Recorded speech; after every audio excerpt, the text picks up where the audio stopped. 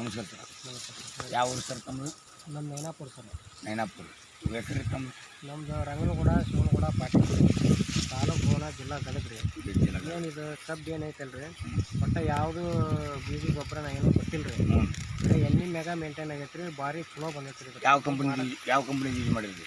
RP76 ರೀ ಇದು. ಅದು ಧನ್ವಂತರಿ ಕಂಪ್ನಿ. ಹ್ಞೂ ರೀ. ಈಗ ಧನ್ವಂತರಿ ಕಂಪ್ನಿ ಯೂಸ್ ಮಾಡಲಿಂದ ಈಗ ನಿಮ್ಮ ಭೂಮಿ ಫಲವತ್ತತೆ ಹೆಚ್ಚಿಗೆ ಆಗೈತೆ ರೀ. ಹ್ಞೂ ರೀ, ಹೆಚ್ಚಿಗೆ ಆಗೈತೆ. ಮಣ್ಣು ಹೆಂಗೈತೆ? ಮಣ್ಣು ಭಾಳ ಮಿದು ಆಗೈತೆ ರೀ, ಫಲವತ್ತತೆ ಆಗೈತೆ ರೀ.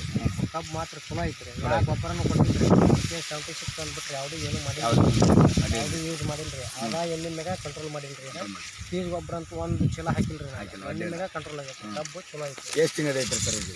ಇದು 5 ತಿಂಗಳು ಐತೆ ನೋಡ್ರಿ. 5 ತಿಂಗಳು ಐತಿ. ಮರಿನೂ ದಪ್ಪ ಐತಿ, ಪಿಂಡ ಐತಿ. ಮರಿನೂ ಜಾಸ್ತಿ ಐತೆ ರೀ. ಹಾಂ ರೀ, ಪಿಂಡನೇ ಐತ್ರಿ. ಪಿಂಡನೂ ಐತೆ. ಎಲೆನೂ ಸ್ಮೂತ್ ಐತ್ರಿ. ಮಾಡಕ್ಕೆ ಅಡ್ಡಿ ಇಲ್ಲ ರೀ. ಎಣ್ಣೆ ಭಾಳ ಸ್ಟ್ಯಾಂಡರ್ಡ್ ಐತೆ ರೀ. ಅಡ್ಡಿಲ್ಲ. ಇದೊಂದು 4 ಜನಕ್ಕೆ ನೀವು ಹೇಳ್ತೀರಾ ಇದ್ರ ಬಗ್ಗೆ? ಓಕೆ, ಹೇಳ್ತೀನಿ ಸರ್. ಇದು ಬೆಳೆ ಹೆಂಗೈತ್ರಿ? ಮತ್ತು ಇದು ವಿವರೇನು ಚಲೋ ಬರ್ತಾ? ಹೇಳ್ತೀನಿ ಸರ್.